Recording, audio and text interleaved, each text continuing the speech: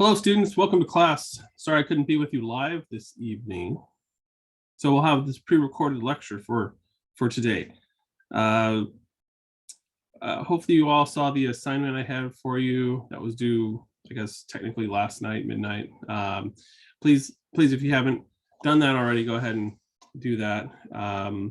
Today, just a lecture plus probably put something up on Canvas for you to read. And then just had a few slides that I wanted to go through today. Getting at the idea that I think is fundamental when we talk about ethics and we talk about, right versus wrong as choices. What are some of the explanations for those choices? Is there a basis in biology, for example? So let me go ahead and share the screen here and see if we can get this going. So this is today's lecture. The PowerPoint slides should be on Canvas. So I'll go ahead and start the presentation. So hopefully now I'm a little bobblehead up on the corner of your screen and you see the slides. So lecture 2 content. So today, again, we are fully online the first 3 weeks.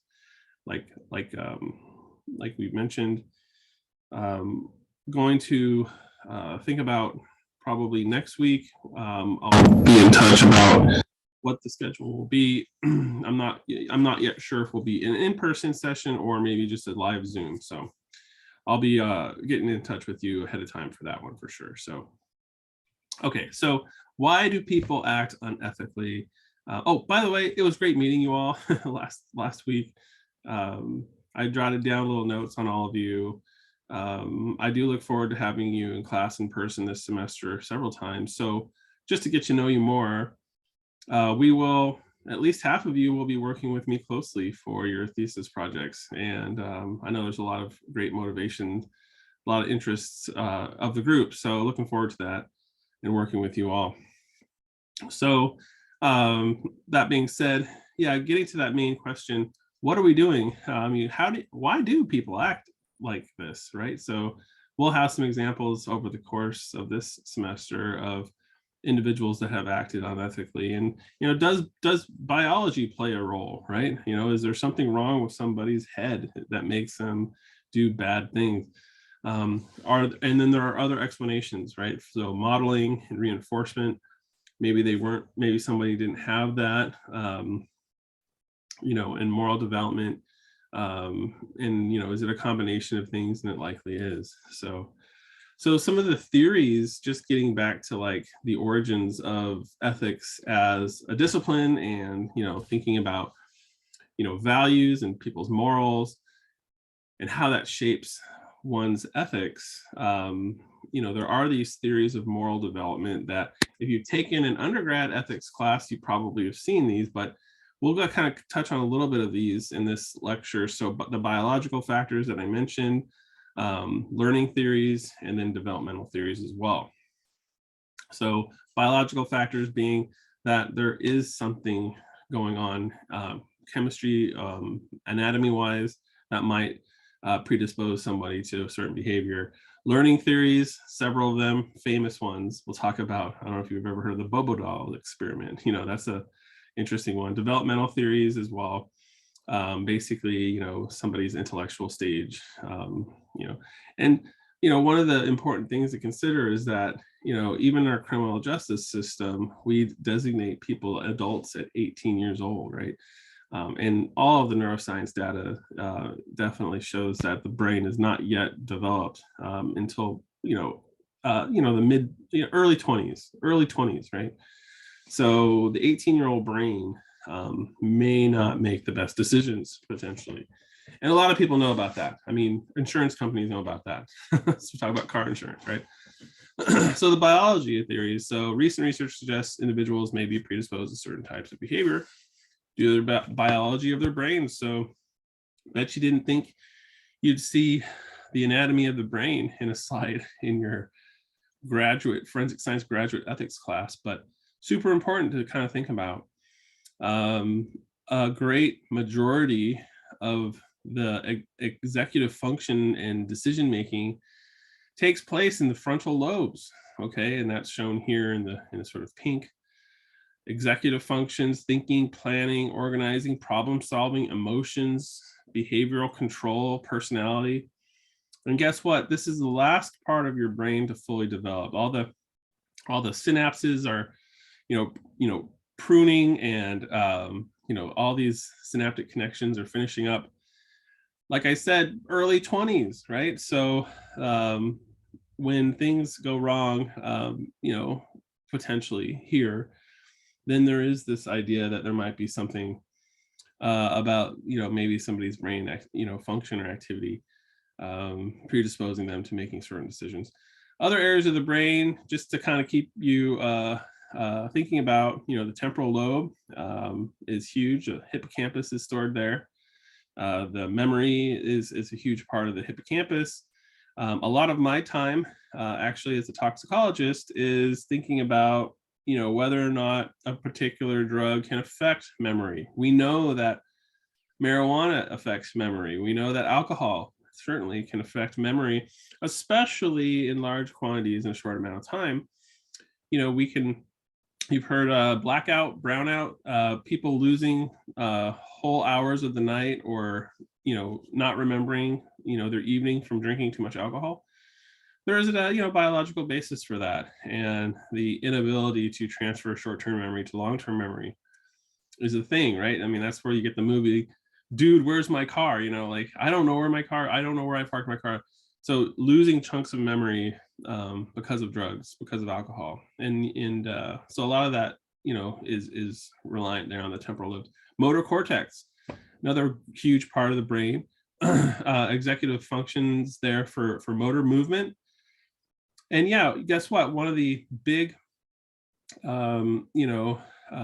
indicators for, say, law enforcement, whether or not somebody is intoxicated by alcohol, is your ability to perform these motor movements, right? That's what we have the standardized field sobriety test for. That's the roadside sobriety testing procedure that allows the officer to see if you can perform these certain tasks that have been validated.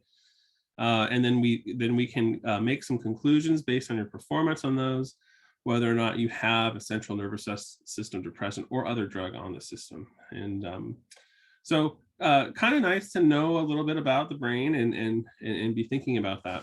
Okay, so going even a deeper dive, going into the cells, and why would I do that? Well, for ethics, it's kind of it's just kind of fun, but certainly when we get into the toxicology course next semester, this is the bread and butter of how all drugs work in the central nervous system. Drug action, for the vast majority of all drugs, prescription drugs, medically relevant drugs, abused drugs, illicit drugs, all have some sort of basis in how they affect neurons, neurotransmitter receptors. Okay, so kind of nice. I know from last time there's several biology majors that know all about this, because you're just recently a lot of you are recent from your undergraduate work. And so know that the sort of basis of synaptic transmission is an electrochemical gradient, right? So it's and the release, sort of presynaptic release of neurotransmitter exerting its effect on the postsynaptic neuron and propagation of those messages. So illicit drugs interact with those, and so we should know about it. The cell types, kind of fun, because this is a throwback for me now.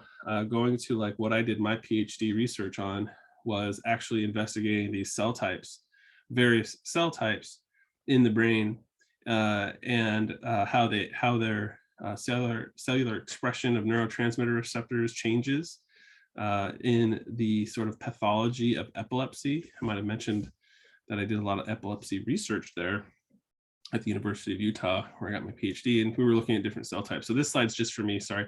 Interestingly, the cell that I worked on was called the astrocyte, a really cool cell. There's been a lot of research on brain diseases over the years. They've all focused mainly on neurons, which makes sense since they're the heavy players. However, there's oligodendrocytes, microglia, astrocytes, NG2 glia, all these other cells in the brain And so kind of like the idea is like, until we know what everything's doing, then we probably won't make a lot of progress on some of these diseases. And so I was happy to be able to make a small, oh, that's just what the astrocyte looks like when it's filled with dye. It's kind of a cool cell. Anyway, what those cells kind of either produce and or assist in reuptake are the neurotransmitters, and those are what are really relevant for us thinking about, brain behavior, brain activity, and somebody's potential for the predisposition to act in one way or the other. So we think about these neurotransmitters. Might be nice to just kind of mention them here. So acetylcholine is a big one, involved in memory. Also, various activity in the brain. Dopamine is a huge one. This is kind of like our sort of like pleasure molecule. A lot of people talk about it. Dopamine's released when we're in the brain when we're enjoying something that we really like delicious food or other.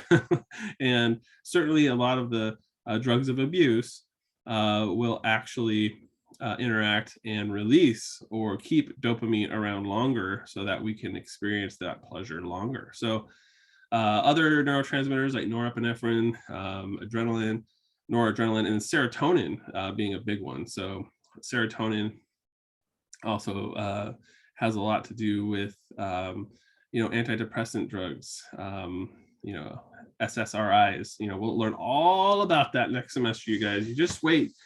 We'll have so much fun talking about all the neurodepressant drugs and drug classes and how they interact and how we think they work to elevate people's moods.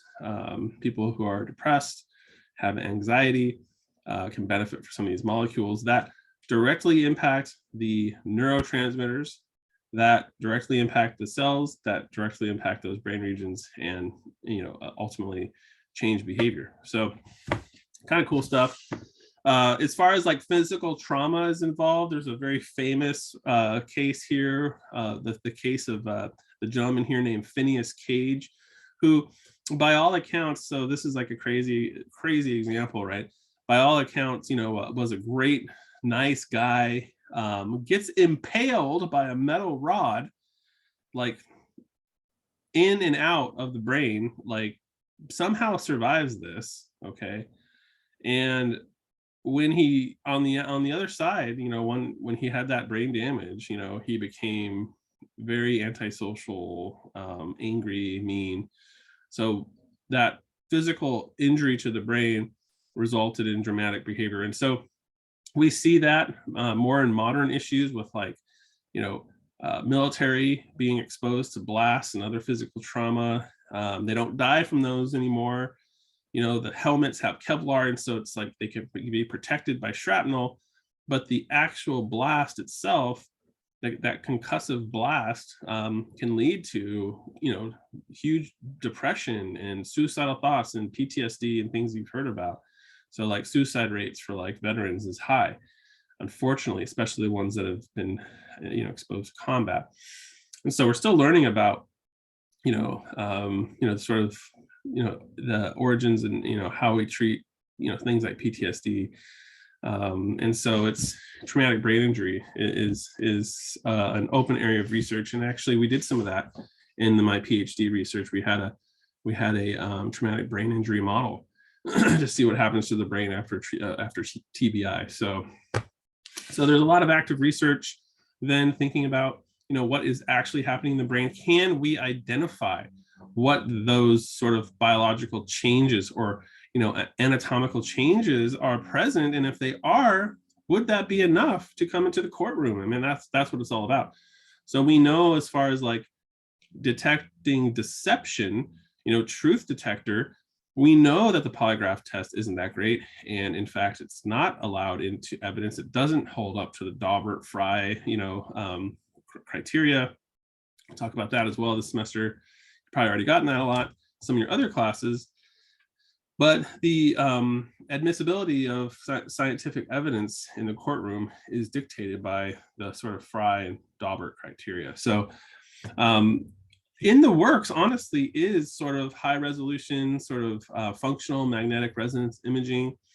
If you're not familiar with this technique, or maybe you've gotten it before, you do get your body into this giant electromagnet, and then it's measuring what's known as the bold response. So it's neuronal activity. The basis here is like when neuronal activity increases, there's blood flow changes, and the magnet can actually detect those blood flow changes. And so we can know what regions of the brain are sort of lighting up, if you will, with activity when we're asking you a certain question. You're conscious during this test, right? And in fact, we really want you to be, because then we can do some really cool research. So I have a short little video I want to show you after this. Hopefully it works. I've never played a video in a Zoom. I'm recording this lecture in Zoom. I'm not sure how the audio is going to work, but you'll have the link. I'm going to play it because I want to watch it again. But it's about 4 minutes long. I'm not sure if it's going to work, but you have the link in your PowerPoint slides, so you can go to it as well. Here at the bottom of the slide here are interesting studies coming out, right? Sex, lies, and fMRI, gender differences in the neuronal basis of deception, neuronal correlates of post-dishonest choices. So think about it. I mean, there actually is, several years ago, I don't know if they're still in business, but a website called noliemri.com. And these are individuals that say, hey, look, we can detect deception. Polygraph tests can't do it, but we can test deception by focusing in on these specific areas of the brain where research suggests, the area that would light up if you're lying. Okay, that area we can detect in fMRI, the fMRI system.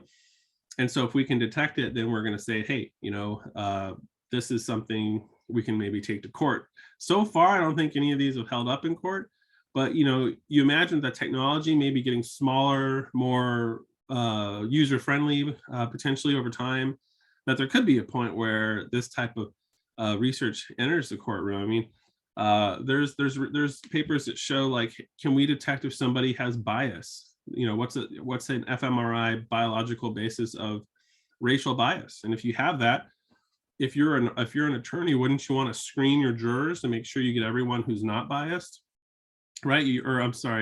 Not biased. You want an unbiased juror, right? If you have, so you can maybe screen for that using this technology, right? So kind of neat stuff to think about. Okay, here's some other examples. There's this famous example from the 1990s, this guy, Mr. Weinstein. So in that case, the lawyers suggested that he should not be held responsible for his actions because of a mental defect. And in fact, they did look at his brain scans, and they were dramatic, huge area of the brain. There was a cyst there. So they showed these images, and it's like, wow, obviously there's some mental defect here. We talk about Phineas Cage, his behavior's changed, altered, right, because of an anatomical thing. So I think the case never ended. There was like a plea deal in this one, but you can see these things kind of coming into the courtroom. Again, like I mentioned, lie detection. I mentioned racial bias maybe being detected in brain activity in this way. And the other interesting one is facial recognition. Now, this is interesting because we actually know that there is a very specific, I think it's called the fusiform face recognition, fusiform face. Yeah. I believe it's called the fusiform facial area or facial recognition area. We know that there's a place in the brain that recognizes faces. And how do we know that? We know that because there's all this medical history where if somebody has like a tumor in a specific area of the brain, they express that because they go into the doctor and they can't see faces anymore. I mean, how bizarre is that? You're looking at my face right now, maybe you're looking at your mom and dad's face or family member's face. You see their face and you recognize their face. Imagine having a brain defect where all you see is their body, but you can't really recognize their face anymore. Okay, it's kind of blurry. You don't see their faces. That's actually a thing.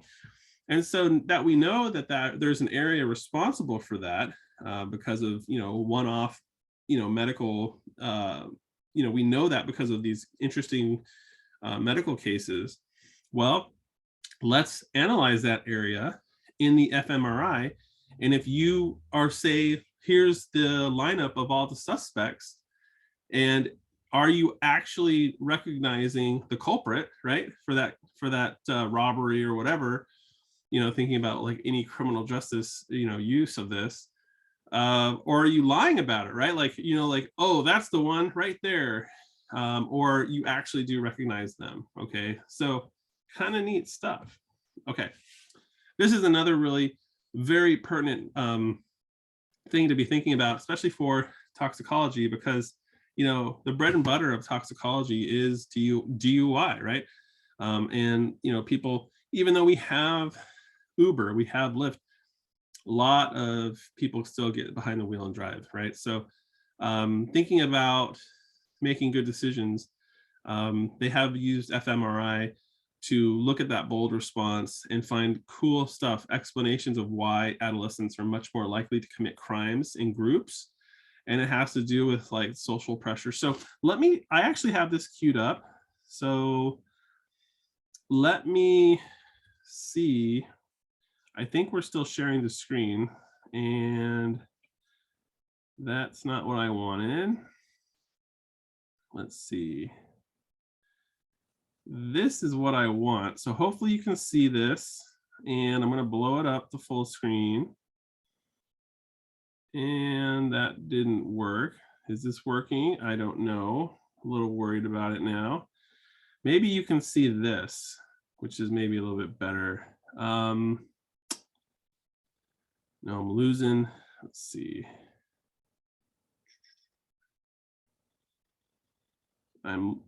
Something's looking weird for me on my end here.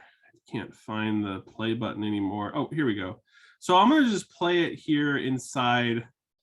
I'm just going to play this video. It says I'm still sharing the screen, so I'm going to play this, and hopefully you can hear it. It's 4 minutes long, and if you can't, then sorry, go do something else for 4 minutes and then just come watch it later, because you have a link to this in your PowerPoint. Okay.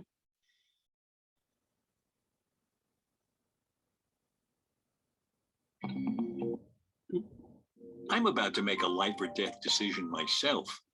Fortunately, only a virtual one. I'm at Temple University in Philadelphia, playing the stoplight game. Oh, I don't think so.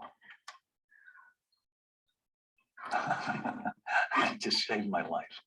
We've all had the experience of trying to get someplace in a hurry, approaching an intersection, hitting a yellow light, and making a last-minute decision about whether we want to go through or not. Right. And that's what this does. Oh, I would have made that for sure. I'm gonna go through this.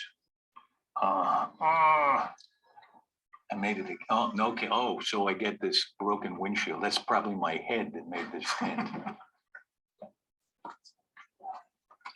A more typical participant in the stoplight game is a teenager playing like Alex here while lying in an MRI machine. Made it through the first one without getting killed. Seems kind of lucky that it would have stopped. Alex is deciding whether to put speed ahead of safety while he's alone in the scanner. But that, as far as Alex believes, is about to change. Hey, Alex, how you doing? I have your friends here, and they're gonna be watching you play the next round of tasks. So they're gonna talk to you a little bit, okay? All right, you can just press the button. Hey, Alex, you still alive in there? Oh, yeah. Nice. Go ahead. Hey, Alex, it's Paul. How's it going? Pretty good. How you doing? I'm good, man. Good luck in there. We're going to be watching you. They're going to be watching me. Actually, they won't. But Alex doesn't know that. As far as he's concerned, his friends are watching his every choice.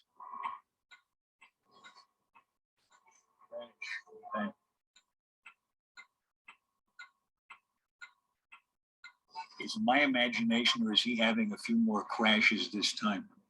No, he is having more crashes, and that's what we find, that when adolescents play this game, they crash more often when they know their friends are watching them than they do when they're by themselves. What happens with adults when they're with friends or alone? Is there that much difference with adults? There's no difference at all Really? in how they behave or in their patterns of brain activity. So when adults are alone and adolescents are alone, they look very similar.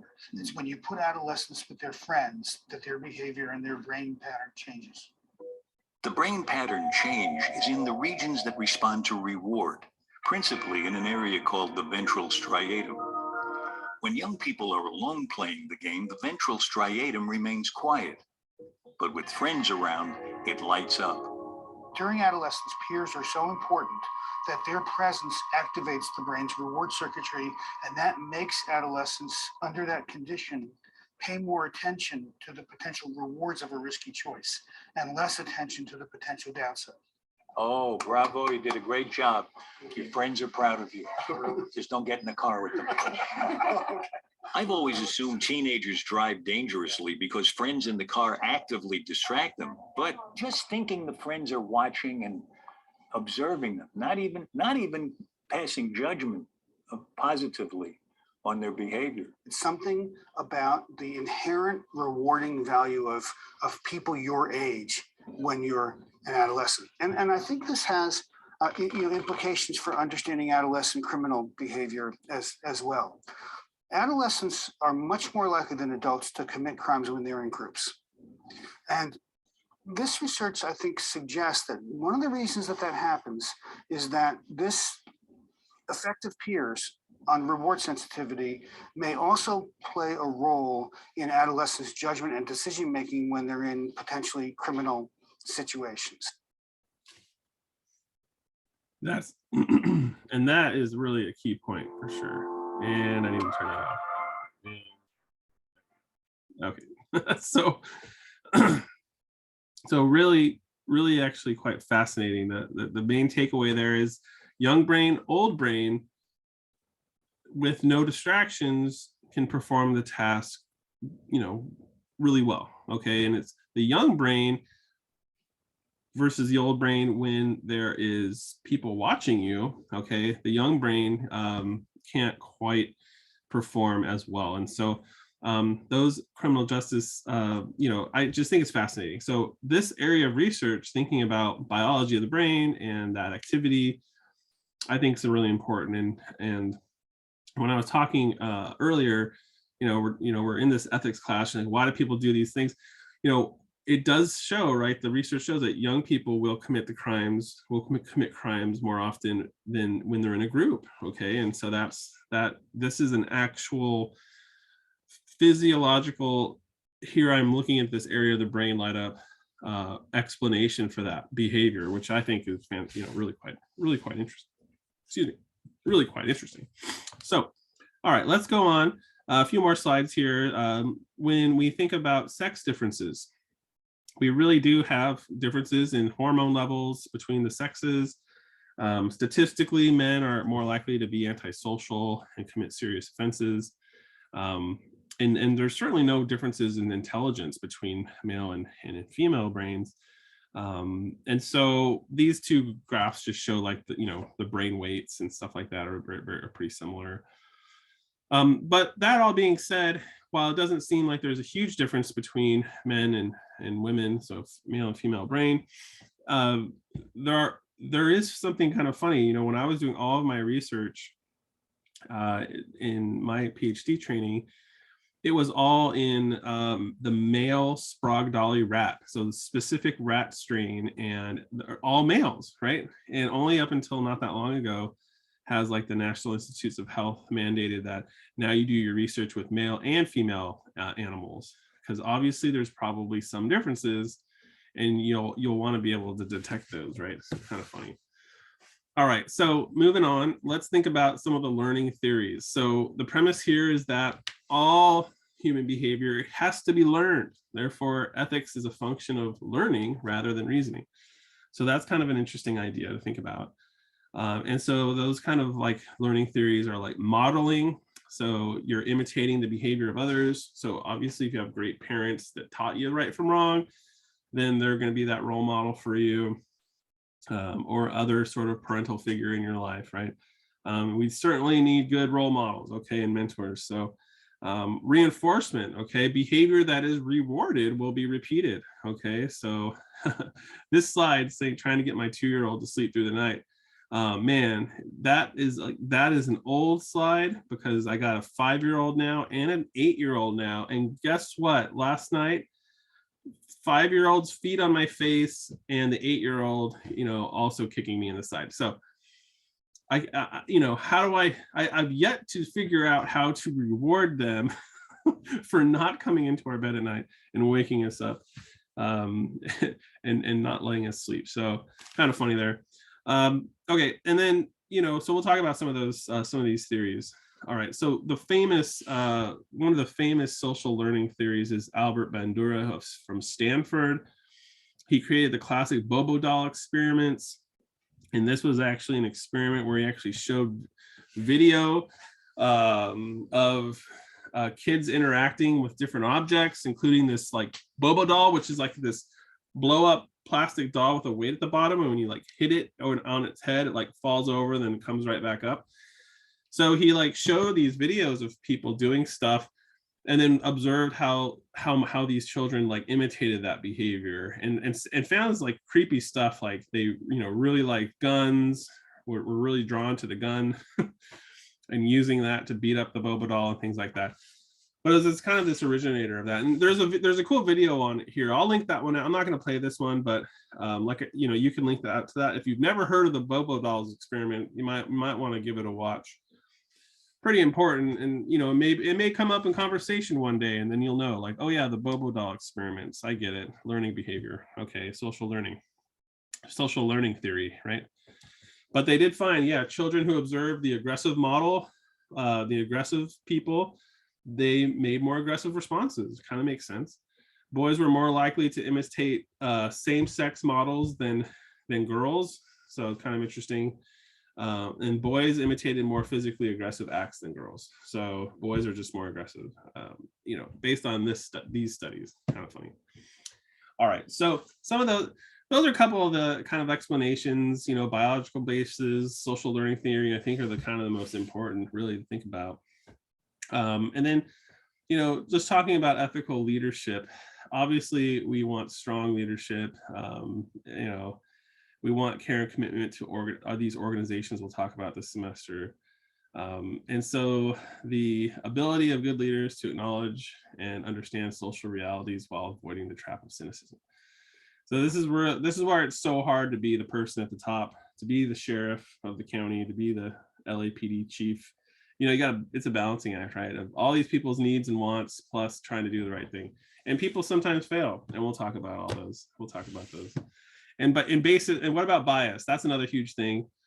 You know, this is like a cool image of the criminal justice system, starting from the crime, right? And then entry into the system. So offenders, prosecution, the trial, court system, and then all the way through sentencing and into the going to jail, correction system, all these in and outs of the criminal justice system, where we as forensic scientists are kind of an important part of it, especially here during the trial, right? Cases are made and broken based on like the integrity of the forensic science evidence, or, you know, the ability of the forensic science evidence to be a key factor in those criminal actions, or in you know, in our department, you know, maybe exonerating someone who was wrongfully convicted, right? So kind of an important thing here. And there's actually some interesting research on bias as well, that I'll get into maybe on another slide. So that was actually all I had. So I appreciate your patience. I appreciate you watching this video. I'll have some stuff for you to read up on the Canvas, so go ahead and check it out. But until then, I'll see you next week. Thanks a lot.